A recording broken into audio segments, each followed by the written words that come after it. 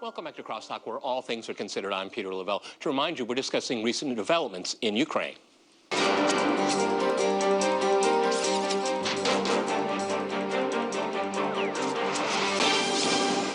Okay, I'd like to go back to Ariel in Washington. Ariel, how do you reflect upon that leaked tape with Victoria Nuland? Because it really, when you connect the dots right here, she's made a huge investment for regime change of one form or another, or have a regime friendly to Brussels and Washington, no matter how you want to look at it. It's regime change here. How do you look at that and what's playing out on the streets right now? I mean, is this what her investment was all about, is to bring this city? And I love Kiev. It's a beautiful, beautiful city. And you know what? It looks really awful right now and even dangerous. I mean, this is what American money is bringing democracy to Ukraine, destroying its capital. Well, first of all, Victoria Nuland did not make a $5 billion investment in Ukraine. That's rubbish.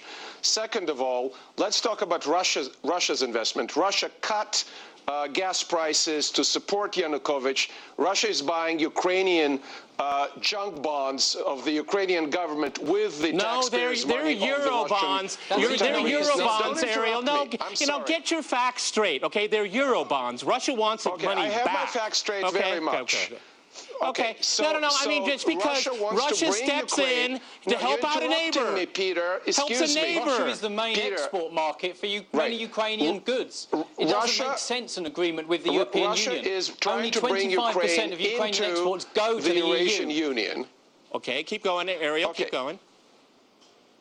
Yeah, so I'm saying is that Russia is expending billions and billions of dollars to bring Ukraine into the Eurasian Union, and the majority of Ukrainian people don't want to do that.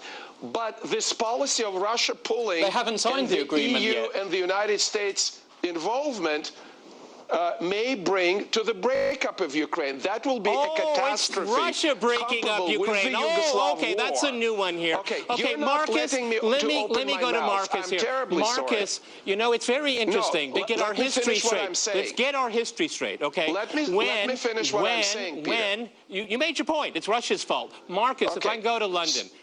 One of the interesting things is that when the Ukrainians said no, the elected, legitimate government of Ukraine said no to the association agreement, what happened? Let's remind our viewers. Russia stepped in and said, hey, why don't we have a trilateral discussion here where everyone can be a winner here? I'll give you a good example. Canada is in NAFTA. Canada has an association agreement with the European Union. Why can't Ukraine work with the Eurasian Union and work with the European Union? But no, I guess there's an exception here. Ukraine doesn't get that privilege. Marcus, go ahead.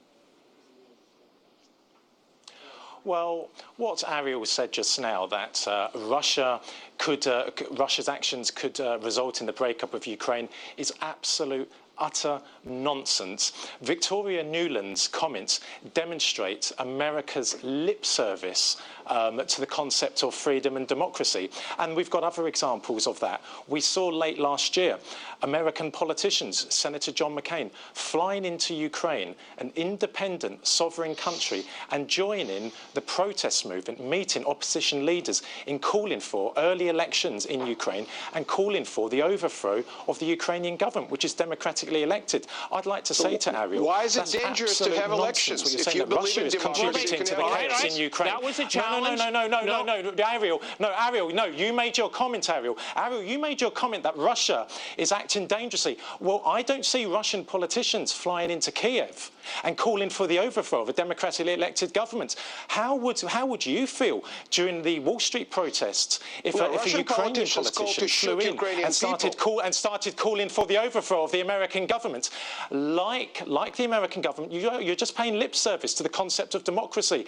Russia has been abiding by international law in regard to Ukraine. It's not meddling. But let me also state as well, and it's important for you to realise this, and people watching this programme, Russia and Ukraine have historic historically close relations. Russia is not an alien country in Ukraine. If it was an alien country, why is it that over 60% of Ukrainians belong to the Moscow Patriarch of the Ukrainian Orthodox Church? That means most Ukrainians, their spiritual leader, is in Moscow. If they hated the Russians so much, they wouldn't be following the Moscow Patriarch. That's absolute nonsense. Belonged to the Church of England at some point. That did not prevent America to be independent. That's absolute nonsense. That's nonsense. Let's stick to Ukraine. Let's be serious. Let's be serious now. Let me go to Robert here.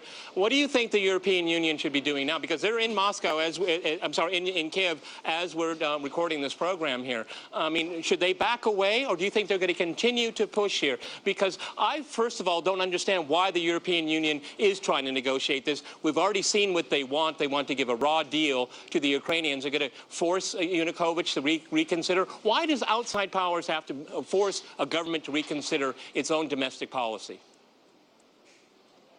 Well, many Western countries have been interfering in Ukraine for generations. The whole history of the West is trying to take control of this area, to try and limit Russia, to try and really restrict Ukrainian sovereignty. Ukrainian sovereignty should be respected by the European Union. The EU should back off. It should not be trying to export its regulations to Ukraine, which will damage their economy, cost it as much as £20 billion a year.